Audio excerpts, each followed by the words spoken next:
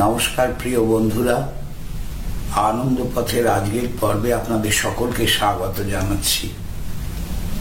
আশা করি আপনারা সবাই ভালোই আছেন। আমি মাঝখানে কয়েকটা দিন বাদ দিয়ে আজ আবার ভিডিও তৈরির জন্য বসেছি। তার কারণ আমি দেখছি যে আপনারা বেশিরভাগ মানুষ এই ভিডিও প্রসঙ্গে অনাগ্রহ প্রকাশ করছেন, কারণ গত 6 তারিখে প্রকাশিত ভিডিওটি আজ অব্দি 1000 দর্শক পেয়েছে। সুতরাং যারা এই চ্যানেলের প্রতিদিনের দর্শক শ্রোতা তাঁরাও একটু অনাগ্রহ দেখাচ্ছেন বলেই আমার মনে হয়েছে। সেই জন্য আবার এটাও ভাবতে হচ্ছে যে আপনারা না দেখলে আমি এই ভিডিও আর কি কারণে করি। তো আর কিছুটা অলসতা তো বটেই, সব মিলিয়ে একটু দেরিতে আবার কয়েকটা দিন পরে ভিডিও প্রকাশ করলাম। আপনাদের যদি কোনো মন্তব্য থাকে কি করলে দর্শক সংখ্যা বাড়তে পারে সে বিষয়ে আপনারা নিশ্চয়ই মতামত জানাবেন, কেননা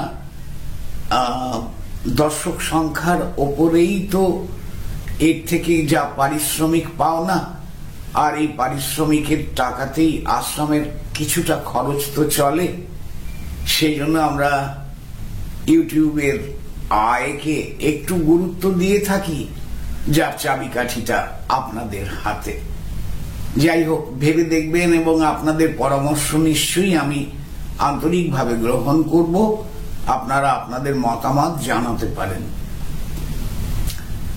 আজকের আলোচনার কথায় চলে আসি। মৃত্যুকালে আমরা যে যা চিন্তা করি আমাদের সেই রকমই পরবর্তী জন্ম হয় বলে একটি কথা অধ্যাত্ম জগতে চালু আছে। যারা ধার্মিক বিষয় নিয়ে আলোচনা করেন তারা অনেকেই হয়তো জানেন যে শেষ সময়ে যা আমরা চিন্তা করি সেটাই নির্দিষ্ট করে দেয় যে আমাদের পরবর্তী জন্ম কোথায় হবে এবং কি কি বিষয় কিভাবে কি হবে না হবে, তার প্রধান শর্তগুলো ওই শেষ সময়ের চিন্তা থেকে আসে। এ তো ভারী অদ্ভুত কথা। শেষ সময়ের চিন্তা এত গুরুত্বপূর্ণ? হ্যাঁ বন্ধু, বলা হয় জনক রাজা এক হরিণকে ভালোবাসতেন, তাই তিনি হরিণের কথা চিন্তা করতে করতেই দেহ রেখেছিলেন। তাই তাকে পরবর্তী জন্মে হরিণ রূপে নাকি জন্মগ্রহণ করতে হয়েছিল। খুব অদ্ভুত কথা, কিন্তু এরকম কথা শোনা যায়। তো জনক রাজা তো জানেন বোধহয় আপনারা, ব্রহ্মজ্ঞ ঋষি ছিলেন, রাজর্ষি জনক। তিনি অত্যন্ত নিরাসক্ত, নির্লিপ্ত, নির্বাসনার জীবনযাপন করতেন। তার নিজস্ব কোনো সন্তানাদি ছিল না, একথা আপনারা জানেন হয়তো অনেকেই। সীতাকে তিনি কুড়িয়ে পেয়েছিলেন। তিনি নিজের জমি নিজে চাষ করে সেই অন্নে দিন কাটাতেন, প্রজাদের থেকে কোনো কর নিতেন না। এক অদ্ভুত ঘটনা, এরকম রাজার কথা কমই শোনা যায়। তিনি নিজের জমি নিজে হাতেই চাষ করতেন। সেই চাষ করতে গিয়েই তিনি সীতাকে লাভ করেছিলেন, এরকম জনশ্রুতি। তো সেই মানুষ যিনি ব্রহ্মজ্ঞ ছিলেন, সাধনায় সিদ্ধ ছিলেন, ব্রহ্মজ্ঞান লাভ করেছিলেন, তিনি শেষ সময়ে ওই প্রিয় হরিণটির চিন্তা করেছিলেন। তার একটি পোষা হরিণ ছিল, তাই নাকি তাকে পরজন্মে হরিণ রূপে জন্মগ্রহণ করতে হয়েছিল। সত্য মিথ্যা আমরা জানি না, এরকম কাহিনী প্রচলিত আছে। তা এখন যদি এটাই হয় যে শেষ সময়ে যা চিন্তা করব তাই হবে আমার পরজন্মের চাবি, তো তাহলে এখন তো ধর্মাচরণের কোনো প্রয়োজন নেই। এখন খাই দাই, ঘুরে বেড়াই, ফুর্তি আমোদ করি, শেষ সময় হরি বল বলবো। শেষ সময় জয় গোবিন্দ, জয় রাধে গোবিন্দ, জয় ভগবান শ্রীকৃষ্ণ বলবো, শিব শিব মনে করতে করতে দেহত্যাগ করব, তাহলেই তো হয়। শিবের নাম নিয়ে দেহত্যাগ করলে শিবলোক পাবো, শ্রীকৃষ্ণের কথা চিন্তা করতে গেলে গোলোকে যাব। তাই এর থেকে জীবনে আর কি চাই? এর থেকে পরম সুখের পরজন্ম আর কিছু কি হয়? তো সেই কাজ করলেই হয়। এখন কেন এই সকাল সন্ধ্যা জপ ধ্যান পূজা পাঠ স্তব স্তোত্র পাঠ যোগ অভ্যাস এসব করতে যাব কেন? শেষ সময়ে তাঁর নামটুকু নিলেই তো হলো। বন্ধু, এরকম ভাবনা কারো মাথায় আসতেই পারে, বা অসংখ্য মানুষের মাথায় আসতে পারে। ব্যাপারটা কি জানেন? একদম শুরুতে যেভাবে আমরা ভাবছি, জীবনকে যা দেখছি তা তো বড় আকর্ষণের। কত ভোগের বিষয় রয়েছে চারপাশে। তো কাজেই আমার বাড়ির সম্পদ বাড়ানোর চিন্তা, আমার ছেলের চিন্তা, আমার মেয়ের চিন্তা, আমার বউয়ের চিন্তা, আমার পরিবার পরিজন আত্মীয় স্বজনের চিন্তা, আমার ব্যাংক ব্যালেন্সের চিন্তা, এগুলোই তো আমার কাছে সবচেয়ে বড় চিন্তা। আর সেগুলো নিয়েই তো দিন কেটে যায়। ধ্যান জপ করতে বসলেও তো মাথাতে এই চিন্তাগুলোই ঘোরে। তাই এসবের আমার কি দরকার? আমার প্রয়োজন নেই। আমি অপেক্ষা করতে থাকি, যখন শেষ সময় আসবে তখন হরিপাদ পদ্ম স্মরণ করব, ব্যাস মিটে গেল। হরিপাদ পদ্মই লাভ করব, কেননা আমি শেষ সময়ে শ্রীহরির চরণ চিন্তা করেছি। সেটা হয় না বন্ধু। সারা জীবন আপনি যা নিয়ে চিন্তা করে এসেছেন, ঠিক সেই চিন্তাই শেষ সময়ে আপনার মাথায় ঘুরতে থাকবে। কারণ সর্বক্ষণ আপনি ওই নিয়েই ভেবেছিলেন। সর্বক্ষণ আপনি ভোগের উপকরণ আর ভোগের কামনা বাসনার অসংখ্য বিষয় নিয়ে চিন্তা করেছেন। মায়ার বন্ধনে আবদ্ধ হয়ে আপনি সন্তানের বিষয়ে আকুল ছিলেন। তাই সারা জীবন যে চিন্তাগুলো করেছেন সেগুলো তো আপনাকে ছাড়বে না। আর একটা ব্যাপারও আছে, শেষ সময়ে আমি চেতনায় থাকবো তো। বহু মানুষের মৃত্যুর সময়েই চেতনা যেন কোথায় চলে যায়। এরকম অনেকেই দেখবেন রোগে ভুগে দেহ রাখছে, শেষ সময় আর উঠবার চলবার ক্ষমতা থাকে না, বিছানা আশ্রয় করেই পড়ে থাকে। তখন তাকে চামচে করে যত্ন করে আমরা একটু খাইয়ে টাইয়ে দিই, জল কিংবা শরবত কিংবা দুধ ইত্যাদি যা পারা যায় খাইয়ে দেওয়া হয়,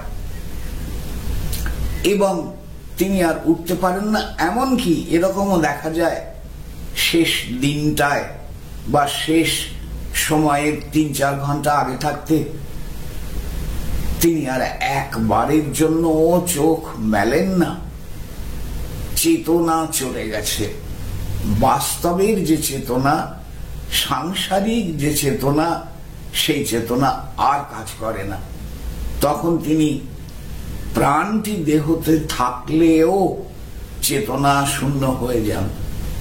তখন আপনি শ্রীহরির পাদ পদ্ম কল্পনা করবেন, আপনার তো চেতনাই নেই। ওটাও সম্ভব নয়। আচ্ছা, শেষ সময়ে আমি যদি ঠাকুরের নাম সচেতন থাকি আর ঠাকুরের নাম করি, তাহলে তো খুব ভালো কথা। কিন্তু সাধারণভাবে সেটা হবে না। আপনার ওই মাছের মুড়োর কথাই মনে পড়বে, আপনার পাঁঠার মাংসের কথা মনে পড়বে, আপনার প্রিয় সমস্ত আসবাবপত্রের কথা মনে পড়বে, আপনার সঞ্চয়ের কথা মনে পড়বে। আপনি চাইবেন সেইগুলো নিয়েই ভাবতে। না চাইলেও আপনাকে ভাবতে হবে। কেন না, সারা জীবন আপনি এই নিয়ে ভেবে এসেছেন, সেই কারণে। এখন এই নিয়ে ভাবনা কি করে বন্ধ করব? শেষ সময়ে কিছু করবার উপায় নেই। সারা জীবনের সাংসারিক ভাবনাই আমার মাথায় ঘুরবে। তাহলে বন্ধু, একটাই কাজ, অভ্যাস করতে হবে প্রতিদিন তার নাম করা। সেই জন্যই না আপনাকে বলা হয়েছে প্রতিদিন আপনি ধ্যান করুন, প্রতিদিন জপ করুন, প্রতিদিন পূজা করুন, প্রতিদিন স্তব স্তোত্র পাঠ করুন, প্রতিদিন ক্রিয়া অভ্যাস করুন। যত বেশি করবেন ততই ওগুলো সংস্কার রূপে আপনার মধ্যে দৃঢ়বদ্ধ হয়ে যাবে। যারা এখনই সেটা করছেন, দেখবেন যে অফিসে আদালতে নিজের ব্যবসার কাজে বা অন্য কোথাও কাজের মধ্যে রয়েছেন, এই চিন্তাগুলোই মাথায় ঘুরছে, তার নামটি আপনার ভেতরে ভেতরে হয়ে চলেছে, কিংবা ক্রিয়ার বিভিন্ন রকম সুফল আপনি যে কোনো সময় যে কোনো জায়গায় অনুভব করছেন। কেন না, আপনি প্রতিনিয়ত এই অভ্যাস করেন, প্রতিনিয়ত এই বিষয়ক চিন্তা করেন। তাই আপনাদের বলা হয়ে থাকে প্রতিদিন এই কাজ করুন, দিনে 2 বার অন্তত করুন, পারলে অনেক বেশি করে করুন। যত বেশি করবেন আপনার অভ্যাস ধীরে ধীরে সংস্কারে পরিণত হবে। যখন এই শুভ সংস্কার আপনার মধ্যে গভীরভাবে স্থান পেয়ে যাবে, তখনই প্রশ্নটা আসে, শেষ সময়ে আপনার মধ্যে ওই চিন্তাটি আসবে। শেষ সময়ে শ্রীহরির পাদপদ্মই আপনার কল্পনাতে আসবে। আপনি হে রাম জয় রাম বলতে বলতেই দেহ রাখতে চাইবেন। আপনি সর্বক্ষণই দেখা যাবে যে তখন যে যার ইষ্ট বা ভক্ত যেভাবে ঠাকুর শ্রীরামকৃষ্ণের নাম নিতে নিতেই আপনি দেহ ত্যাগ করছেন। হ্যাঁ বন্ধু, আপনার সংস্কার, আপনার এতদিনের অভ্যাস আপনাকে ওই দিকে ঠেলে দেবে। তাই মৃত্যুকালীন চিন্তাই সবচেয়ে বড় চিন্তা। কিন্তু তার জন্য সবচেয়ে বড় কাজ হচ্ছে প্রতিদিন এই অভ্যাসে নিজেকে দৃঢ় করে ফেলা। সেইটি আমাদের করতে হবে। প্রতিদিন সকাল সন্ধ্যা তার নাম গান, তার পূজা পাঠ, তার জপ ধ্যান, এবং যারা ক্রিয়া অভ্যাস করেন তাদের ক্রিয়া অভ্যাস করে যেতে হবে প্রতিদিন। তবেই শেষ সময় আমরা এই শুভ চিন্তা নিয়ে দেহ রাখতে পারব। এটাই আমাদের সমস্ত ধর্মোপদেষ্টাদের নির্দেশ। সেটি মনে রাখবেন এবং সুন্দর অভ্যাসে শুভ সংস্কার নিজের ভেতরে ভরে নিন। ভালো থাকুন সবাই। সকলকে শুভেচ্ছা জানাচ্ছি, সকলের জন্য শুভ কামনা রইল। সবাই ভালো থাকুন। নমস্কার।